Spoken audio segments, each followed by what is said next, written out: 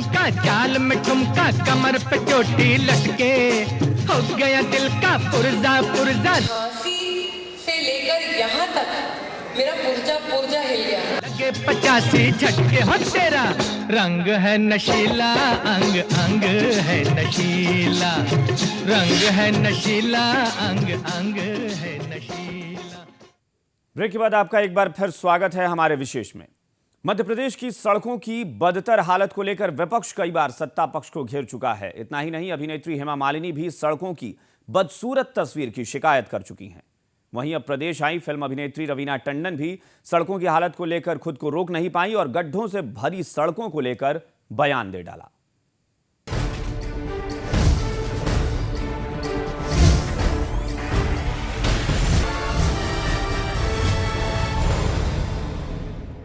जिस सड़क के रास्ते मध्य प्रदेश में बीजेपी की सरकार सत्ता में आई थी, उस सड़क को सत्ता में 9 साल रहकर भी बीजेपी ठीक नहीं कर पाई है। 2003 में कांग्रेस की सत्ता से रवानगी में खस्ताहाल सड़कों का मुख्य रोल था। उसके बाद से ही कोमा में चल रही कांग्रेस को आखिरकार सड़कों की बदहाल स्थिति ने मुद्दा दे दिया है। 2013 का चुनाव फिर इसी सड़क पर लड़ा जाएगा।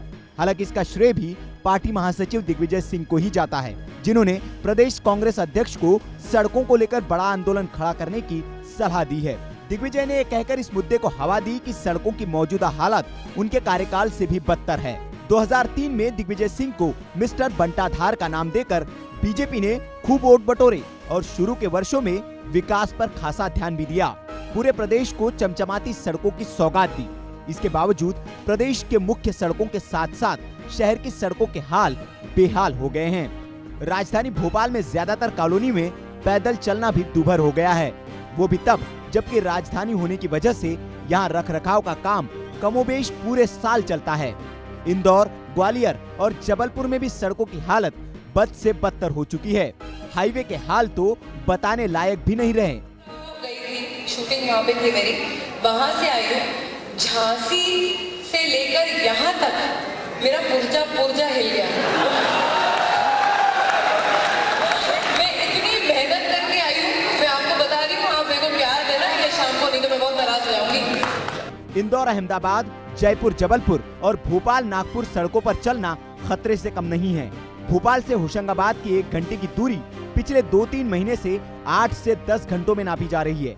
इससे जहां आम आदमी का वक्त बर्बाद हो रहा है, वहीं ट्रांसपोर्टर की कमर भी टूटने लगी है। इंदौर धार के बीच तो निजी बस संचालकों ने विरोध के तौर पर बसों का संचालक कुछ दिन पहले बंद कर दिया था। इधर हाथ पर हाथ धरे बैठी कांग्रेस को सड़क के रूप में ऐसा मुद्दा मिल गया है जिसे वो अपने कार्यकर्ताओं को भी सक्रिय कर देगी और जनभावनाओं को कैश कराएगी।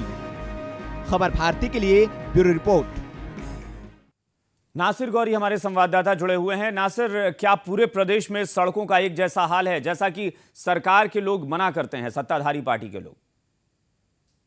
मध्य प्रदेश की सड़कों की बात करें तो चाहे अगर भोपाल से जबलपुर तक का सफर हो या जबलपुर से इंदौर तक का सफर हो या फिर पूरे मध्य प्रदेश में कहीं और का सफर हो, कहीं की भी सड़कें हैं अगर बात करी जाए तो कोई भी सड़क ऐसी नहीं है जो स्मूथनेस की हो, बिल्कुल सही सड़क हो।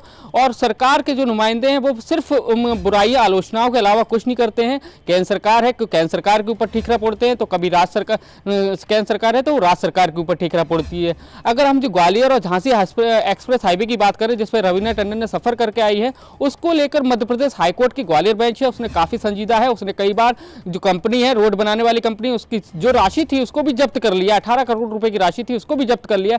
काफी बार सरकार के नुमाइंदों को भी चेताया है, लेकिन सरकार के नुमाइंदे सड़कों की स्थिति हर जगह खराब है, जैसा कि बता रहे हैं। जबलपुर हो, भोपाल हो, ग्वालियर हो, झांसी हो, तस्वीरें एक जैसी हैं। अभय जी हमारे साथ जुड़े हुए हैं। अभय जी, जनता को इसीलिए राजनीतिक दलों पर विश्वास नहीं होता। जब आपकी पार्टी सत्ता में थी तब जैसा कि हमने देखा कि दिग्विजय सिंह को मिस्टर बंटाधार की उपाधि देकर सत्ता से बेदखल कर दिया बीजेपी ने। अब बीजेपी की पार्टी सत्ता में है, आप एक बार फिर सड़क को मुद्दा बना रहे हैं। कहीं ऐसा तो नहीं कि पर्दे के पीछे वाकई गलबहियां डाले आप लोग घूमते हैं?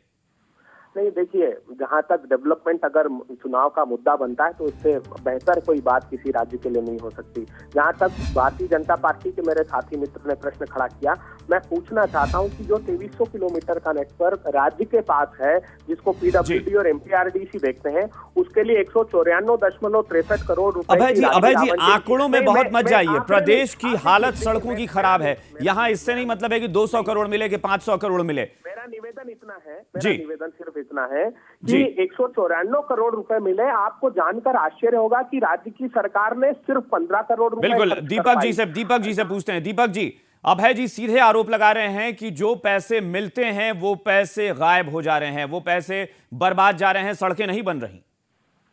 देखिए, अभय जी और कांग्रेस के तमाम नेता मध्य प्रदेश में पिछले 9 सालों में जो विकास हुआ है जी, उसको कुछ चुनिंदा जो अपवाद हो जाते हैं उसके जरिए घटाने की कोशिश करते हैं। वो ये बताने की कोशिश करते हैं कि विकास उतना नहीं हुआ जितना कहा जा रहा है, लेकिन मध्य प्रदेश की जनता ये जानती है। यानी आप मानते हैं कि सड़कें बहुत अच्छी हैं? सड़कें बहुत अच्छी हैं, और आप भोपाल, जबलपुर, इंदौर, ग्वालियर सब जगह की स्थान किनारा है। फिर भी सड़कें जो हैं वो चुनावी मुद्दा बन रही हैं। तुलना कर लीजिए। फिर क्या वजह है कि सड़कें चुनावी मुद्दा बन रही हैं? जी, चुनावी मुद्दा बने उसमें कोई दिक्कत नहीं है। हम भारतीय जनता पार्टी भी चाहती है कि मध्य प्रदेश में जो विकास हुआ वो चुनावी मुद्दा बने और उसकी तुलना दिग्विजय सिंह के कार्यकाल से हो।